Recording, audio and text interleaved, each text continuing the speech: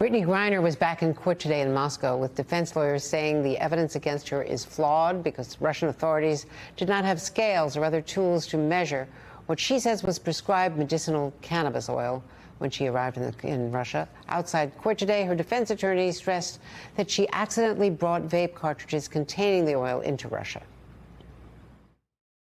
She was in a rush, as she said, packing, and this medication, she just forgot to take it out of her luggage. That's it.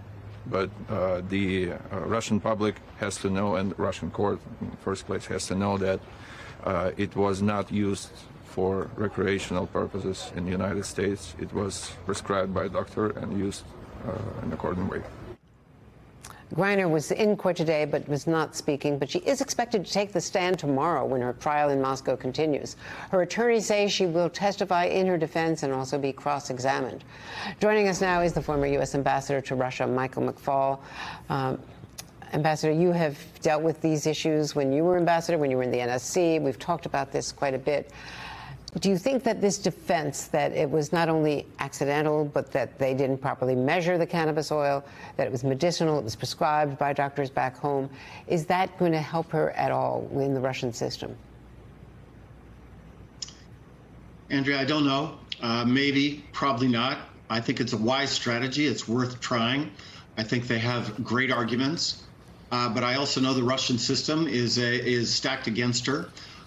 She's pleaded guilty, which I think speeds up the process. I think that's the right strategy.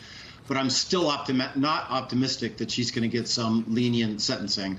I predict it'll be shocking to us because they want to do a deal. They want to trade Brittney Griner's freedom for a Russian. And we've talked about him before, Viktor Bout. And because they're motivated to do that trade, I fear for the worst.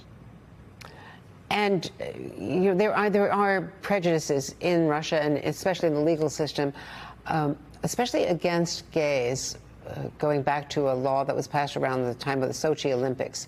Tell me more about what she faces as an openly gay woman, a black woman, an American, of course. Even though she was a celebrated athlete in Russia, she's been playing there for 7 years on a team there. Well, you're absolutely right about their draconian laws that limit LGBT rights. It was part of the Sochi Olympics. You're right. We sent delegations to make a statement about that, and as a result, created real tensions with the Putin administration. I was part of those delegations. That said, I haven't seen any evidence yet that this is part of the deliberations about her trial so far. But if she spends time in jail, it'll be a very difficult time. It's a difficult place for anybody, a Russian white male, to spend time in Russian jails, let alone Brittney Griner. And she's already been there since February 17th, and her lawyers say that this could go on until August.